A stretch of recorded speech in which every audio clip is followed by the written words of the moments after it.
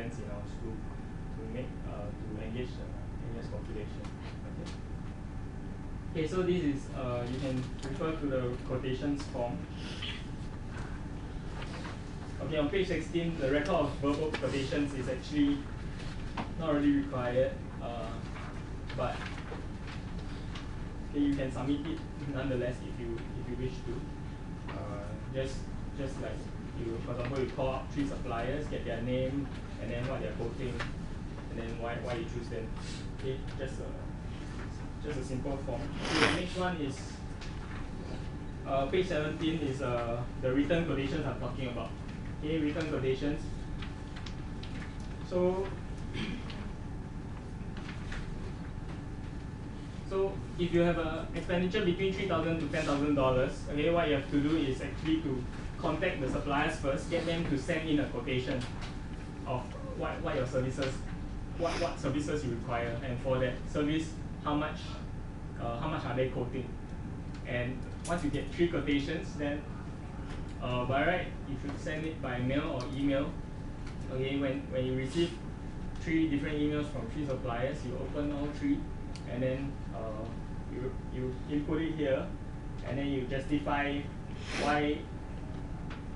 Let's say there's a cheapest one, and you do not choose the cheapest one, then you have to input a reason why you're not accepting the lowest quote.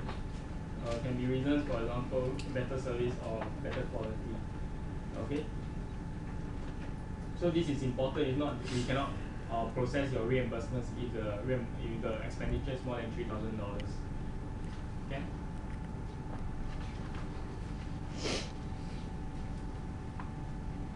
Okay. To be approved by me and White House for this also. Okay, so you just have to submit it with your reimbursement form. Okay, now moving on to reimbursement. This is the most important one that I'll be talking about.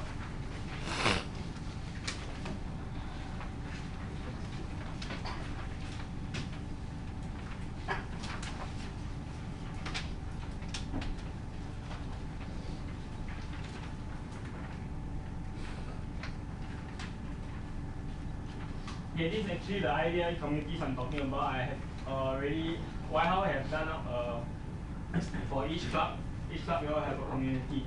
So in this community, what you'll see is actually, you click on your own. Actually, you can't see this whole list. You only see me. Then you can click on work bin to see all the documents that was uploaded that you have submitted.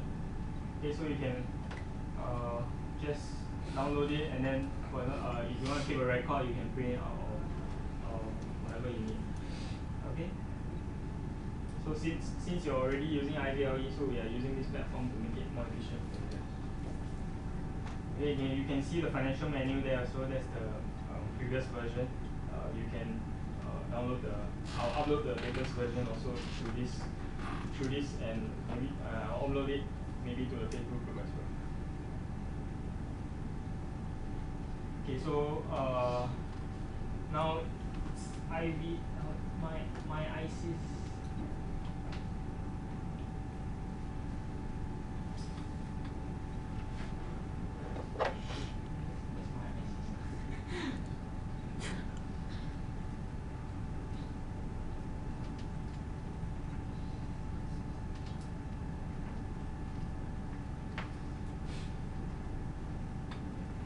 Okay, so you just log on to my ISIS.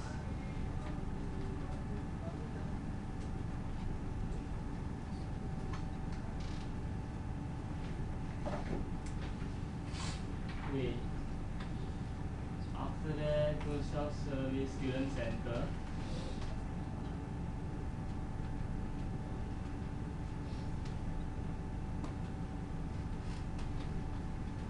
Okay, under demographic data.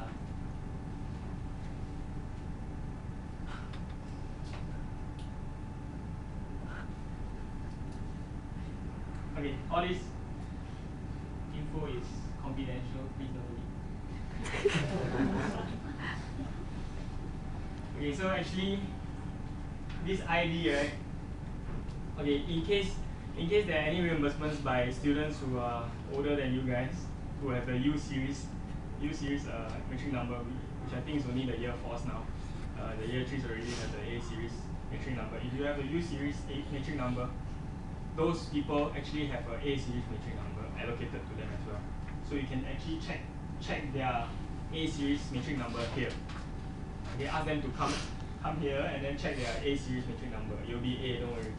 Okay, we can only input the A series matrix number into the reimbursement forms before it can be reimbursed to them.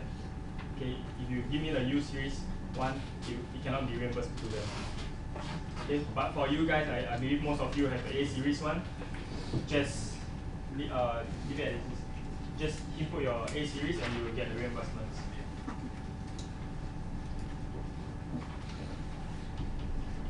Well.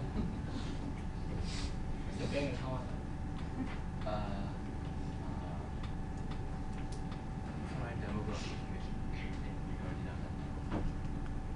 Just look my notes section. Sorry. Should be there. Okay. Under credit account. Credit. Yeah. Okay. So there's actually your debit bank account and credit bank account. So debit is the school will take money from you. Credit is the school give you money. So this information here, your bank number, okay. Any reimbursements to this matrix number will go into this bank account. So if this person, if the reimbursement, if the person you're going to reimburse to doesn't have this information updated, they cannot process the reimbursement. Okay.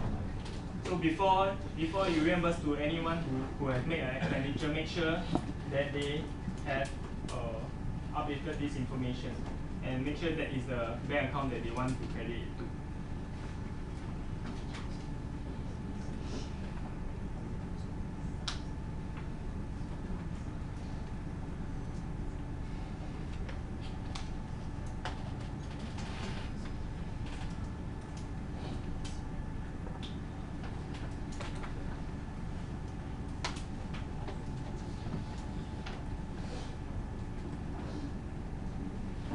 Okay, great. Let's move on.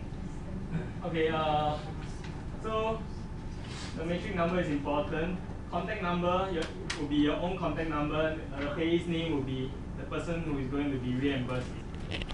So let's say in your reimbursement there are receipts who you want to reimburse to different people. Don't put it in the same reimbursement forms. Okay, this is only for one person only.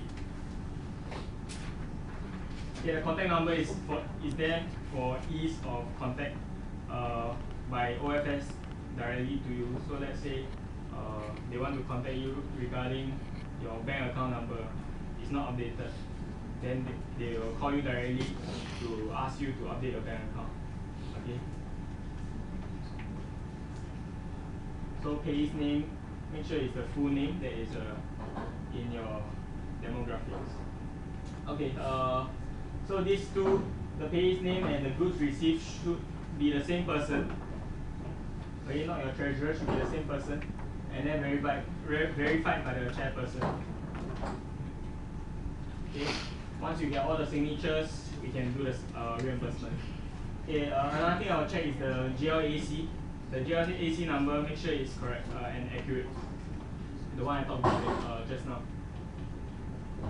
Okay, if it's payment to suppliers, okay, it's using the exact same reimbursement forms, just that the payee's name is the supplier's name, the supplier's company's name. Okay, so you just, for example, it is like Fantastic Private Limited. Okay, then you just put Fantastic Private Limited, and they will create a vendor. The school will create a vendor and directly debit credit account, credit money to them directly. Okay. So if it's a supplier's name, definitely they don't have a matrix number, and just input their company's contact number. Another thing I will check is, of course, the total amount here. The total amount, make sure it's correct. Okay. Often student makes mistake is when the receipt shows like how much you pay and then how much change you get. Then some students get it wrong, the amount that is actually spent. Then they input a wrong amount. Then